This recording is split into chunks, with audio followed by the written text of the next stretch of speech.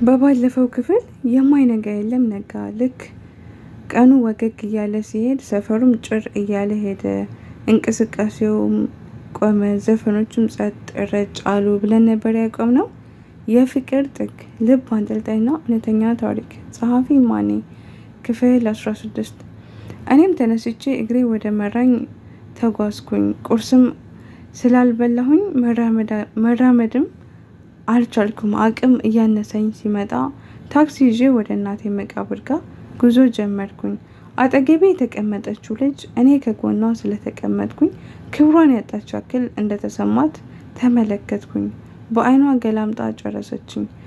መኪናው ትንሽ ሲንገጫገጭ ሰውነቴ ከሰውነቷ ጋር ሲነካካ እንዴት ጽይፍ እንዳለች ተመለከትኩና ከታክሲ ወረድኩላት። ብቻዬን ሀይ ባሩን።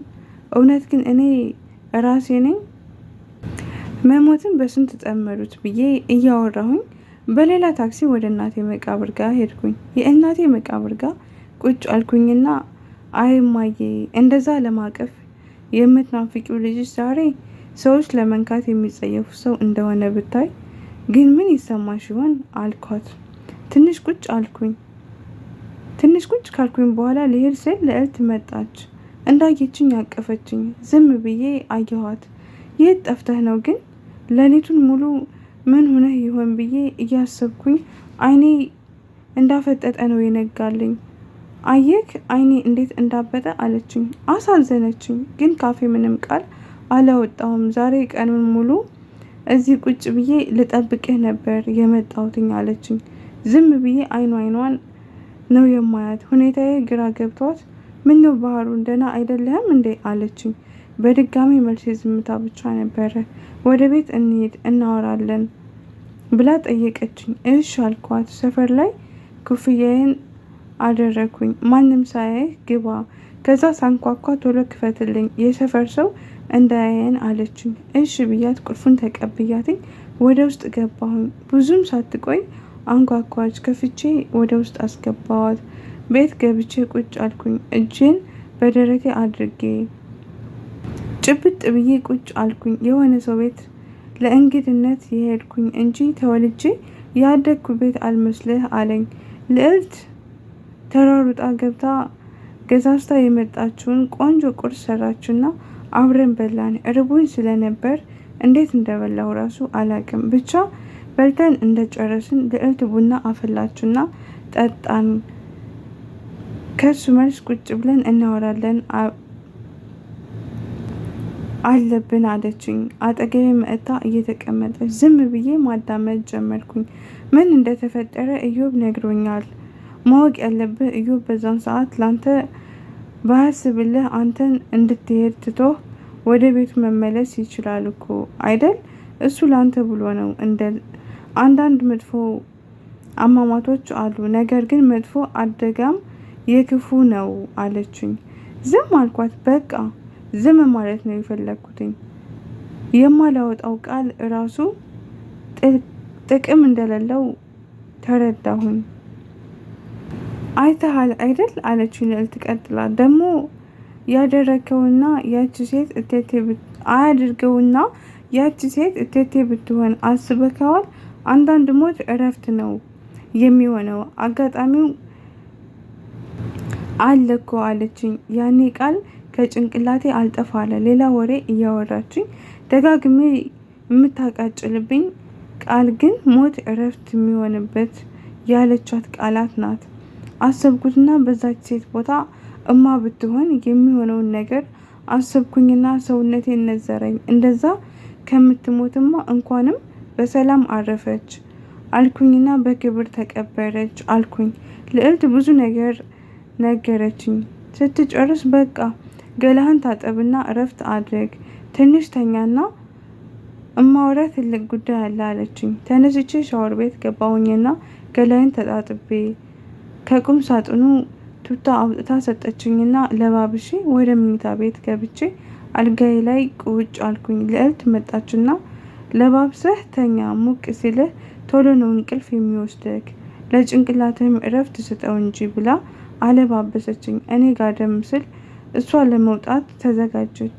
እንዴት ካፌ እንደወጣ አላቅም፣ ግን አንቺስ ሌሊቱን አልተኛሁም ብለሽ የለ ለምን አተኝም? ነይ አብረን እንተኛ አልኳት።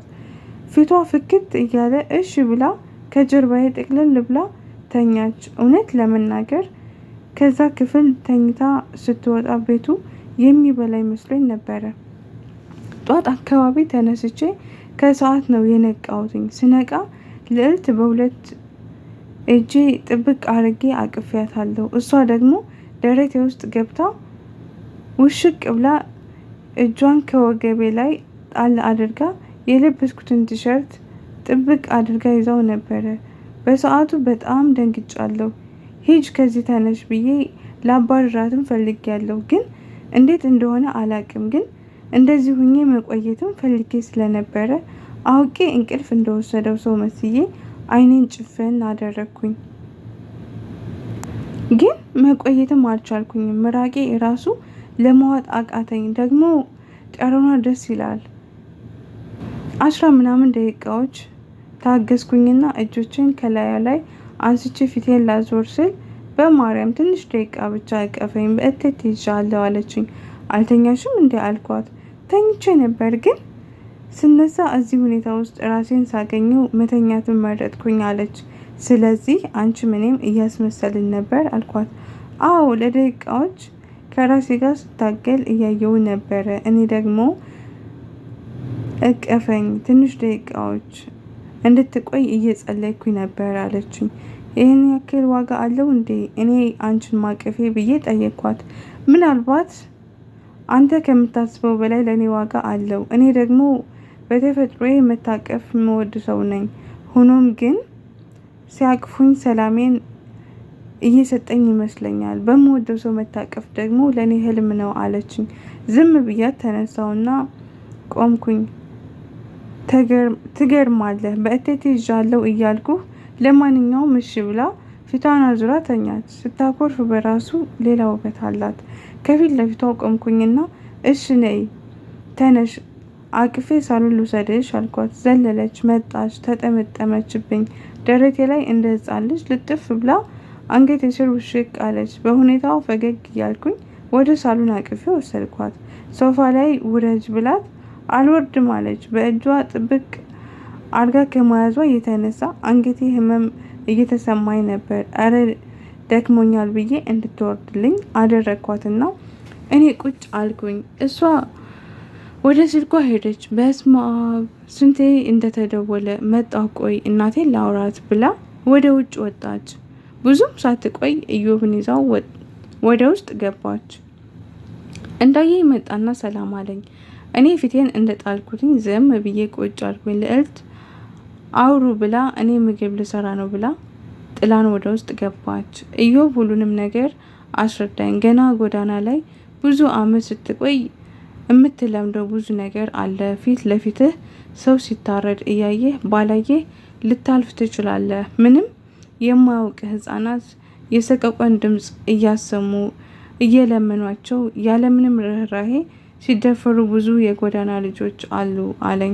ትንሽ ተረጋጋሁ። ኢዮብ መረጋጋቴን ሲመለከት ዘወር ዘወር እያለ ቤታችንን ማደናነቅ ጀመረ። ቀጠል ላረገና ወደ ልዕልት ጋር ገባና አብረው እየተሳሳቁ ምግብ መስራት ጀመሩ። እኔ ላጨስ ወጣሁኝ።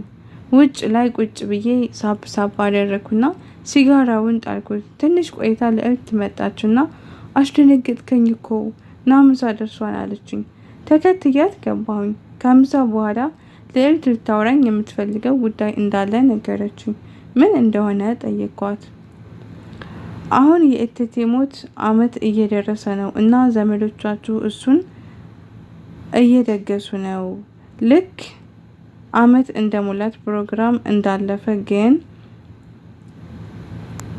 የዚህን ቤት ጉዳይ ወደ ፍርድ ቤት ሊወስዱት አስበዋል። አንተ ቤት ውስጥ ስለማትኖር አልፈልግም ብለህ ሀገር ጥለህ ስለጠፋህ ቤቱ ተዘግቶ ከሚኖር እነሱ ቢጠቀሙበት እንደሚሻል አውርተው ጨርሰዋል። ባለፈው አክስት መጥታ ነበር እና ሁሉንም ነገር የነገረችኝ እሷ ነች።